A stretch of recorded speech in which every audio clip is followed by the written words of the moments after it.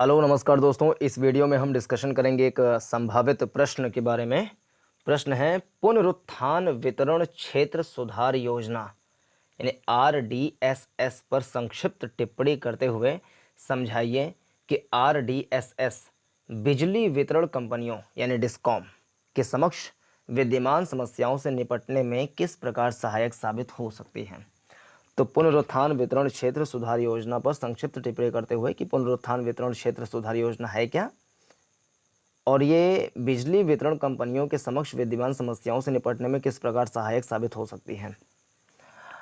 तो देखते हैं पहले ये डिस्कशन में क्यों है। तो केरल सरकार ने यह पता लगाने का निर्णय लिया है कि क्या केंद्र सहायता प्राप्त पुनरुत्थान वितरण क्षेत्र योजना यानी रिवैम्प्ड डिस्ट्रीब्यूशन सेक्टर स्कीम, जिसके तहत पूर्व भुगतान मोड के साथ स्मार्ट मीटर शुरू किए जाने हैं, को केरल की विशिष्ट आवश्यकताओं के अनुरूप संशोधित किया जा सकता है। अब देखते हैं RDSS क्या है, इसके बारे में कुछ बातें।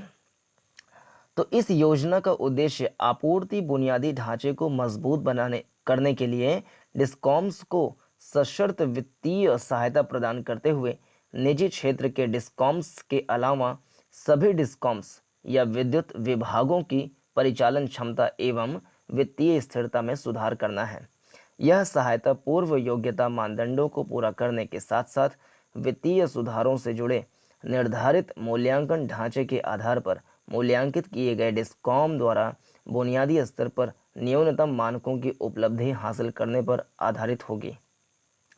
इस योजना का कार्यान्वयन सभी के लिए अनुकूल एक व्यवस्था दृष्टिकोण की बजाय प्रत्येक राज्य के लिए तैयार की गई कार्य योजना पर आधारित होगा। मौजूदा योजनाओं एकीकृत विद्युत विकास योजना, दीनदयाल उपाध्याय ग्राम ज्योति योजना के साथ साथ वर्ष 2015 में केंद्र शासित प्रदेशों जम्मू एवं कश्मीर और लद्दाख के लिए शुरू किया गया प्रधानमंत्री विकास कार्यक्रम को इसमें समाहित किया जाएगा। नोडल एजेंसी क्या है? तो ग्रामीण विद्युतीकरण निगम और पावर फाइनेंस कॉरपोरेशन को नोडल एजेंसियों के रूप में नामित किया गया है। योजना के उद्देश्य क्या हैं? तो वर्ष 2024-25 तक अखिल भारतीय स्तर पर सकल तकनीकी एवं वाणिज्यिक हानियों को 12 से 15% तक कम करना। अगला, वर्ष 2024-25 तक आपूर्ति की औसत लागत और औसत राजस्व प्राप्ति अंतराल को घटाकर शून्य करना। नेक्स्ट, आधुनिक डिस्कॉम्स के लिए संस्थागत क्षमताओं का विकास करना। अगला, वित्तीय रूप से टिकाऊ एवं परिचालन रूप से कुशल वितरण क्षेत्र के माध्यम से उपभोक्ताओं को बिजली आपूर्ति की गुणवत्ता, विश्वसनीयता और सामर्थ्य में सुधार करना। इस योजना के घटक क्या क्या हैं? तो पहला घटक है उपभोक्ता मीटर एवं सिस्टम मीटर। मीन्स इस योजना में वितरण क्षेत्र बिजली फीडर से लेकर उपभोक्ता स्तर तक, जिसमें लगभग 250 मिलियन परिवार शामिल हैं, में एक अनिवार्य स्मार्ट मीटरिंग इकोसिस्टम शामिल है। प्रथम चरण में वर्ष 2023 तक लगभग 10 करोड़ प्रीपेड स्मार्ट मीटर लगाए जाने का प्रस्ताव है। अगला घटक क्या है?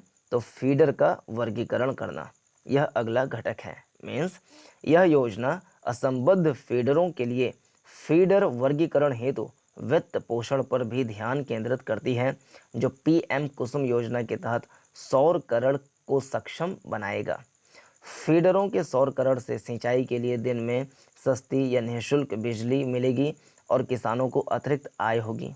अगला घटक शहरी क्षेत्रों में वितरण प्रणाली का आधुनिकीकरण। सभी शहरी क्षेत्रों में पर्यवेक्षी नियंत्रण और डेटा अधिग्रहण यानी supervisory control and data acquisition.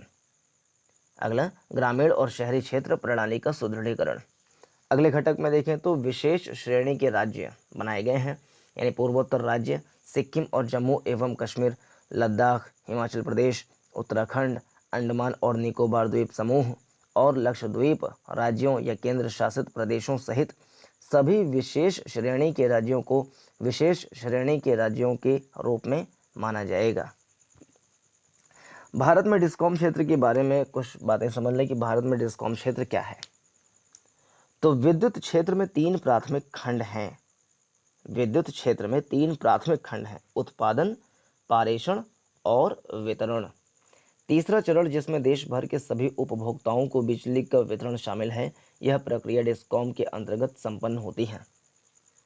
फिर केंद्र शासित प्रदेशों में डिस्कॉम को सीधे केंद्र सरकार द्वारा प्रशासित किया जाता है, जबकि संबंधित राज्य सरकारें राज्यों में उनको प्रशासित करती हैं। निजी डिस्कॉम भी भारत में चालू हैं, लेकिन कुछ शहरों तक सीमित हैं। वर्तमान में बिजली क्षेत्र के 7 प्रमुख मुद्दों में से एक राज्य डिस्कॉम की खराब वित्तीय स्थिति है। यह आपूर्ति के लिए बिजली खरीदने की उनकी क्षमता और वितरण बुनियादी ढांचे में सुधार के लिए निवेश करने की क्षमता को प्रभावित कर रहा है। नतीजतन यह उपभोक्ताओं को मिलने वाली बिजली की गुणवत्ता को प्रभावित करता है। डिस्कॉम की वर्तमान स्थिति क्या है? तो पिछले 15 वर्षों में 4 सुधार योजनाओं के बावजूद देश भर में राज्य के स्वामित्व वाले डिस्कॉम वित्तीय और परिचालन रूप से संकट में है। नीति आयोग की अगस्त 2021 की रिपोर्ट के अनुसार अधिकांश बिजली वितरण कंपनियों को हर साल घाटा होता है। वित्तीय वर्ष 2021 में कुल नुकसान 90,000 करोड़ रुपए होने का अनुमान लगाया गया था। बिजली वितरण कंपनियों ने डिस्कॉम्स के समक्ष विद्यमान चुनौतियां क्या हैं? तो वितरण कंपनियों को सकल तकनीकी एवं वाणिज्यिक यानी एग्रीगेट टेक्निकल एंड कमर्शियल हानियां उठानी पड़ती हैं। तकनीकी हानि में यह पारेषण और वितरण प्रणालियों में बिजली के प्रवाह के कारण होती है, और व्यावसायिक हानि में यह बिजली की चोरी, मीटरिंग की कमी आदि के कारण होती है। पिछले दशक में ग्रामीण नेटवर्क में 50,000 करोड़ रुपए से अधिक का निवेश किया गया है। हालांकि वास्तविक निवेश योजना से बहुत कम रहा है। इसके अलावा इन क्षेत्रों में ट्रांसफार्मर और सब स्टेशन 2050 या 500 वाट की न्यूनतम मांग की पूर्ति के लिए अभिकल्पित थे, जहां माना गया था कि केवल रोशनी, पंखे और टीवी के लिए बिजली की खपत होगी, न कि रेफ्रिजरेटर और मिक्सर जैसे उपकरणों के लिए। बिजली की बिक्री का लगभग 25% अत्यधिक सब्सिडी युक्त है। कृषि उपभोक्ताओं को भी अनियमित एवं खराब गुणवत्ता की आपूर्ति प्राप्त होती है। प्रयासों के बावजूद उपभोक्ता और फीडर के स्तर पर बिना मीटर वाले उपभोक्ताओं और खराब मीटरों की समस्या बनी हुई है। मीटरों के बिना सटीक ऊर्जा लेखांकन और हानि की निगरानी एक चुनौती है। तो इसका वे फॉरवर्ड क्या हो सकता है? तो ग्रामीण नेटवर्क को मजबूत करना। बढ़ती मांग की पूर्ति के लिए ग्रामीण नेटवर्क को मजबूत करना महत्वपूर्ण है। आपूर्ति के घंटों में वृद्धि, उपकरण उपयोग और ग्रामीण उद्यमों की आवश्यकताओं की पूर्ति के लिए अधिक नेटवर्क निवेश की आवश्यकता होगी। इसके बिना बिजली कटौती का जोखिम बना रहेगा। RDSS तंत्र की सशक्तिकरण योजनाओं को इस चुनौती पर केंद्रित होना चाहिए। अगला, कृषि उपभोक्ताओं की आवश्यकताओं को पूरा करना। PM कुसुम योजना के तहत मेगावाट स्केल और संयंत्र जो समर्पित कृषि फीडरों को प्रत्यक्ष रूप से निर्बाध 8 घंटे बिजली प्रदान कर सकते हैं, स्थापित कर किसानों की बड़ी संख्या को दिन के समय कम लागत पूर्ण आपूर्ति प्रदान की जा सकती है। यह किसानों की आश्वस्त आपूर्ति की मांग को पूरा करेगा और डिस्कॉम की लागत एवं सब्सिडी आवश्यकताओं को लगभग आधा कर देगा। RDSS फीडर सोलराइजेशन में तेजी लाने हेतु समर्पित कृषि फीडरों के लिए निवेश और अनुदान को प्राथमिकता देता है। यह अनुदान सहायता विश्वसनीय आपूर्ति प्रदान कर सकती है और सब्सिडी आवश्यकताओं को कम कर सकती है।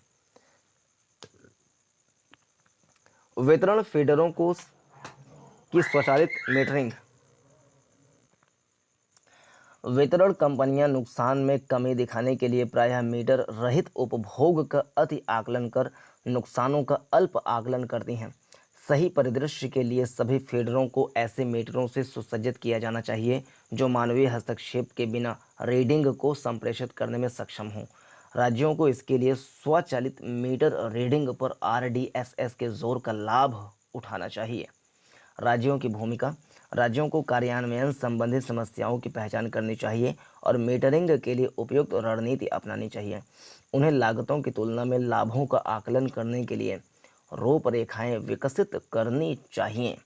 अपनी कार्य योजनाओं में राज्य को लचीलेपन की आवश्यकता पर जोर देना चाहिए और वितरण कंपनियों की प्रीपेड एवं पोस्टपेड मीटरिंग के बीच एक सूचित विकल्प चुनने की अनुमति देनी चाहिए।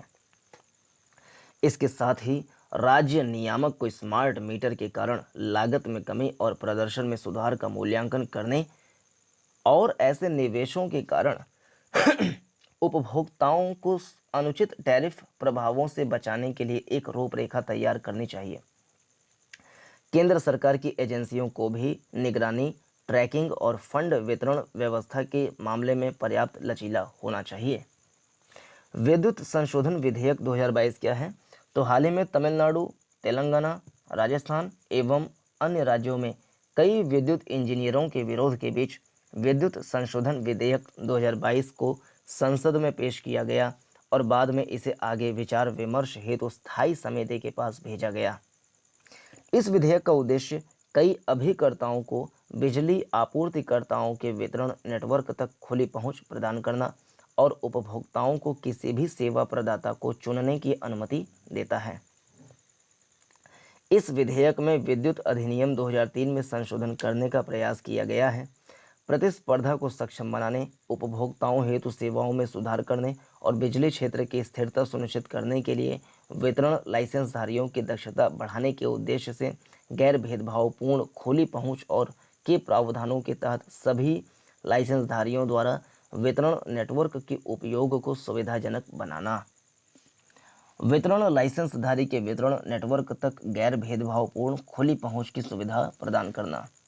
उपयुक्त कमीशन द्वारा अधिकतम सीमा और न्यूनतम प्रशुल्क के अनिवार्य निर्धारण के अलावा एक वर्ष में टैरिफ में ग्रेडेड रिवीजन की तुलना में प्रावधान करना। दंड की दर को कारावास या जुर्माने से अर्थदंड में परिवर्तित करना। नियामकों द्वारा निर्वहन किए जाने वाले कार्यों को मजबूती प्रदान करना। विधेयक के खिलाफ विरोधकर्ताओं के तर्क क्या है? संघीय संरचना पहला है, तो भारतीय संविधान में विद्युत की समवर्ती सूची में शामिल होने से केंद्र एवं राज्य दोनों के पास इस विषय पर कानून बनाने की शक्ति है। प्रस्तावित संशोधनों से भारतीय राज्य व्यवस्था के संघीय ढांचे का उल्लंघन हो रहा है। विद्युत सब्सिडी, अगला विरोधकर्ताओं के तर्क है विद्युत सब्सिडी किसानों और गरीबी रेखा से नीचे की आबादी के लिए मुफ्त बिजली अंततः खत्म हो जाएगी। फिर विभेदक वितरण, केवल सरकारी डिस्कॉम या वितरण कंपनियों के पास सार्वभौमिक बिजली आपूर्ति दायित्व होंगे, इसलिए यह संभावना है कि निजी लाइसेंसधारी औद्योगिक एवं वाणिज्यिक उपभोक्ताओं को लाभ वाले क्षेत्रों में बिजली की आपूर्ति करना पसंद करेंगे। ऐसा होने पर सरकारी डिस्कॉम से मुनाफा वाले क्षेत्र छीन लिए जाएंगे और वह घाटे में चल रही कंपनी बन जाएगी। विधेयक का विद्युत कर्मचारियों और उपभोक्ताओं पर प्रभाव क्या पड़ेगा? तो इससे सरकारी वितरण कंपनियों को भारी नुकसान होगा और अंततः देश के विद्युत क्षेत्र में कुछ निजी पार्टियों को एकाधिकार स्थापित करने में मदद मिलेगी। आपूर्ति लागत का लगभग 80% विद्युत खरीद में खर्च होता है, जो एक क्षेत्र में कार्य कर रहे सभी वितरण लाइसेंसधारियों के लिए समान होगी। अलग अलग खुदरा विक्रेता होने से परिचालन संबंधी समस्याएं बढ़ जाएंगी। यूके के लेखा परीक्षकों की एक रिपोर्ट के अनुसार ऐसे दोषपूर्ण मॉडलों को अपनाने के कारण उपभोक्ताओं को 2.6 बिलियन पाउंड से अधिक का भुगतान करना पड़ा। ऐसे अंतरण की लागत सामान्य उपभोक्ता से वसूल की जाती थी। सरकार का तर्क क्या है? तो सरकार ने यह सुनिश्चित किया है कि विधेयक में कोई प्रावधान विद्युत वितरण क्षेत्र को विनियमित करने, बिजली सब्सिडी का भुगतान करने के लिए राज्यों की शक्तियों को कम नहीं करना है। सरकार ने संकेत दिया है कि एक ही क्षेत्र में कई डिस्कॉम पहले से मौजूद हो सकते हैं और विधेयक केवल प्रक्रिया को सरल बनाना है ताकि यह सुनिश्चित हो सके कि प्रतिस्पर्धा बेहतर संचालन एवं सेवा सुनिश्चित करे। तो यह था इस प्रश्न का डिस्कशन। उम्मीद करते हैं कि आपको कुछ नहीं समझ में आया होगा। थोड़ा सा कठिन भाषा इसमें लिखी हुई थी, लेकिन फिर भी हमने रीडिंग किया। तो पूरा देखने के लिए धन्यवाद। नमस्कार, जय हिंद।